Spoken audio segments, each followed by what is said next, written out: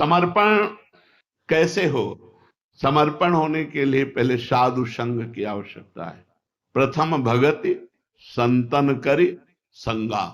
भगवान की शरणागति तभी जीव की होती है जब खूब सत्संग सुने, खूब साधु संग करे।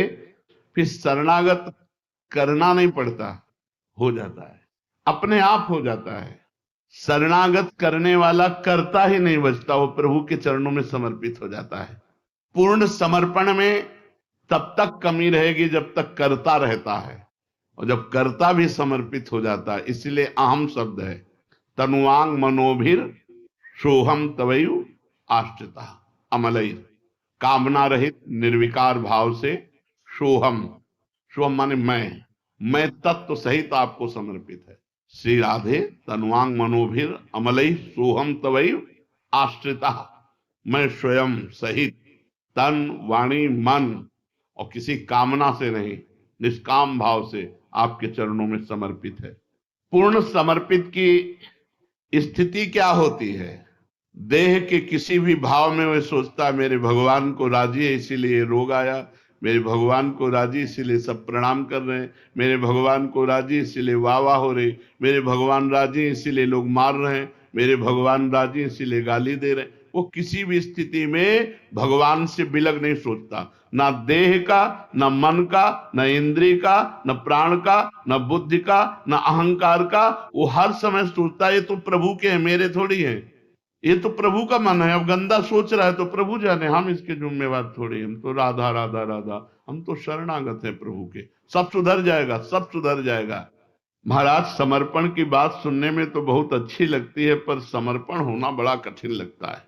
समर्पण की बात है ही सर्वोत्तम, है ही परम सुख देने वाली, और बहुत सरल है समर्पण, कठिन नहीं है।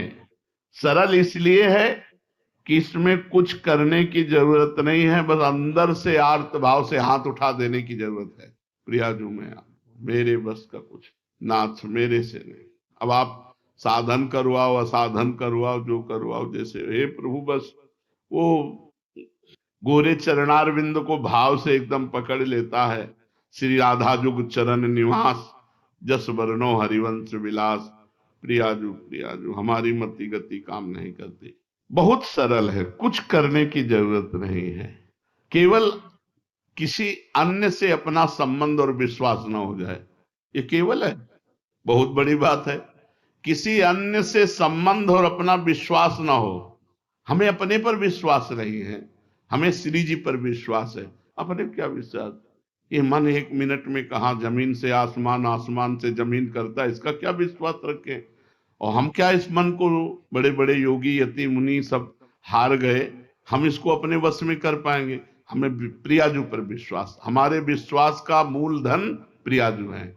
व्यास भरोसे कुंवर के, सोवत पाव प्रसाद। समर्पण का जितना जोर का विश्वास होगा उतने जोर का समर्पण होता चला जाएगा। पूर्ण विश्वास प्रिया। कुछ भजन नहीं करते, उद्दंडता करते, पड़े पड़े खाते, हो जाएगा, नरक मिलेगा उस समय। बिल्कुल प्रियाजू पे, प्रियाजू आप चाहोगे तो नरक मिलेगा, आप नहीं चाहोगे तो प्रियाजू आप ही मिलोगे। बस उस समय प्रियाजू से बात करे, किसी और से नहीं। उस समय प्रियाजू आप देख लो, आपकी इच्छा होगी तो स्वीकार है नरक भी, यत्र यत्र मम जन्म कर्म भी नारके पर में पदे था, प्रियाजू के सिवा नहीं। तो समर्पण चौथाई तिहाई आधा भी होता है क्या? हाँ, पूर्ण समर्पण होने के पहले आधा तिहाई चौथाई होता है। जितना जितना प्रभु पर विश्वास होता जाता है और अपने पर अविश्वास, उतने जोर का समर्पण होता है।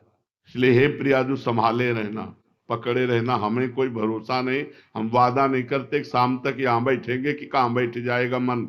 नाथ देखते रहना। समर्पण की बात मन में क्यों नहीं आती? क्योंकि सत्संग नहीं मिला। श्रवण सुजस सुनियायूं, प्रभु भंजन भवभीर, त्राहि त्राहि आरति हरन, सरन सुखद रघुवीर। शरणागत को सुख देने वाले हे रघुनाथ जी, त्राहिमाम त्राहिमाम, आपका यश सुन करके आपकी शरण में मैं आया हूं। जब तक भगवान की महिमा सत्संग में सुनने को नहीं मिलती, तब तक शरणागति का भाव उदय नहीं होता, और जब तक विपत्ति नहीं घेरती तब तक असली शरणागत नहीं होती। जैसे गजेंद्र जब हार गया, देखा पूरा परिवार गया छोड़कर, मेरे में भी बल नहीं रह गया, अब ग्राह मुझे घसीट ले जाएगा, तो शरणागत हो गया। जब द्रौपदी ने देखा कि पूरी सभा पांडव भी कोई साथ नहीं दे रहे, मेरी भुजाएं थकित हो गई, अब मैं दांत से भी नहीं पकड़ सकती, तो हा गोविंद द्वारिका वासिन। जीव शरणागत तब होता है जब यह तो भगवान का सुयस सुनने को मिले सत्संग में तो शरणागत हो गया, या भारी विपत्ति घेर ली और कोई बल नहीं रह गया तो सुनेरी मैंने निर्बल के बलराम। जिसका कोई बल नहीं वो भगवान के आश्रित, भगवान के समर्पण। समर्पण में मुख्य बाधा क्या है?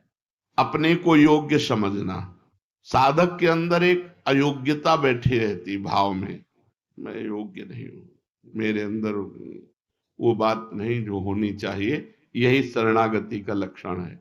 और जिसको ये मैं योग्य हूं तो शरणागत नहीं हो सकता। पहला, अपनी योग्यता का बोध होना कि मैं योग्य हूं, ये शरणागति में बाधा है। दूसरा, कोई पद मिल जाना बहुत हानिकारक है। कोई पद, लौकिक पद मिल जाना, ये भगवत प्राप्ति के लिए बहुत बाधक है। कोई भी पद मिल जाना सम्मान वाला, अगर पद है और अहंकार नहीं तो कोई परेशानी नहीं। जैसे अम्बरीश जी चक्रवर्ती सम्राट हैं, पर सावई मनः कृष्ण पदारविंदयो, उनका मन भगवान के चरणों में है, तो उनका चक्रवर्ती सम्राट पद भी भगवान की शरणागति में विघ्न नहीं है। अगर पद का अभिमान है, कोई भी, चाहे सधुवई के पद हो और चाहे सांसारिक पद हो, तो शरणागत नहीं हो सकता। जो पद है ये शरणागति में बाधक है। संपत्ति, वैभव, अगर उसका अभिमान है, अपनी बुद्धि चातुरी पर विश्वास, ये शरणागत नहीं होने देगा। और देहाभिमान, देह में बल, देह भाव का बल, ये शरणागत नहीं है। अपबल, तपबल और बाहुबल, चौथो बल है दाम, शूर किशोर कृपाते सब बल, हारे को हरि नाम। जब तक संपत्ति का अभिमान है, पद का अभिमान है, विद्या का अभिमान है, योग्यता का अभिमान है, देने का अभिमान है, तब तक शरणागत नहीं हो सकते, न गुरु के न भगवान के। हरि रूठे गुरु शरण है, गुरु रूठे हरि ना है, खिलवाड़ नहीं है। आपका अभिमान हो जाएगा तो भगवान शंकर भी कहते चलो चलो काकभूषुंडी जी के पास जाओ। उमा जी ने कहा आपने क्यों समझा दिया? आप ही समझा देते गरुण जी महाराज। नो कीन हो इस कबहू अभिमाना, सुख हो अंचा कृपा निधाना, रघुपति कृपा मरम मैं पावा। मैं भगवान की कृपा से समझ गया कि इसने कहीं अभिमान किया है। चलो चलो काकभूषुंडी जी के नीचे बैठो जा करके, गरुण हो, सबसे बड़े हो, नीचे बैठोगे तुम्हारा अभिमान गलित होगा, जाओ। अभिमान विद्वता का थोड़ी माया से पार करता है, दैन्यता पार करती है। अहंकार करोगे किसी भी तरह का तो नाली में ही गिरना पड़ेगा, संसार में ही भ्रष्ट होना पड़ेगा। एक भी ऐसा बताओ जो मर्यादा का उल्लंघन करने के बाद भगवदानंद में डूबा हो, एक भी। तुम पड़े रहो भगवदानंद में ही पड़े हो, पड़े पड़े शरणागति का कल्याण हो जाता है।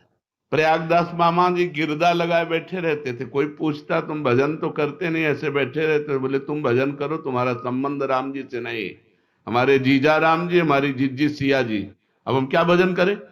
जिसके जीजा राम जी, अब इससे बड़ा भजन क्या होगा? हर समय संबंध की ठसक में हरिराम व्यास जी क्या कह रहे? भजन करो तुम, हमसे कोई भजन से मतलब नहीं। काहू के बल भजन को, काहू के आचार, हमारा भजन लाडली जू, व्यास भरोसे कुंवर के, शोभत पांव बसर। रात दिन प्रियाजू में तन्मयता, प्रियाजू में शरणागति। अपनी योग्यता, पद, विद्या, बुद्धि, अधिकार, धन, इनका अभिमान है तो शरणागति नहीं। महाराज ये याद स्वर्ग में केवल इतना बोल दिए थे कि ऐसा कोई दानी और तपस्वी नहीं हुआ मेरे जैसा, तुरंत भ्रष्ट होकर खोपड़ी केवल मृत्युलोक में आ गए, तुरंत। पर गिरने लगे तब ये कहा कि मैं समझ गया क्यों गिरा, इसलिए मुझे संतों के बीच में गिराना। तो संतों ने गिरने ही नहीं दिया। महाराज शिवी और बड़े बड़े दानी खड़े थे, वो खोपड़ी के बल आ रहे थे, उन्होंने कहा मैं अपना पुण्य देता हूं, तुम वहीं रुक जाओ। तो रुके। पूछा कौन हो, तो बोले ये याति, आप क्यों पतित हुए? तो उन्होंने बताया मेरे सारे पुण्य अहंकार के कारण नष्ट हो गए, मैंने ऐसा वचन बोल दिया कि मेरे जैसा दानी और मैंने जो किया ऐसा कोई न भूत में न भविष्य में, इसलिए तत्काल मेरे पुण्य नष्ट हो गए और मैं गिर गया। तब चार महात्मा थे और चारों महात्माओं ने अपने शुक्र दिए, तुरंत विमान में बैठे और ऊपर ही ऊपर स्वर्ग में चले गए थे।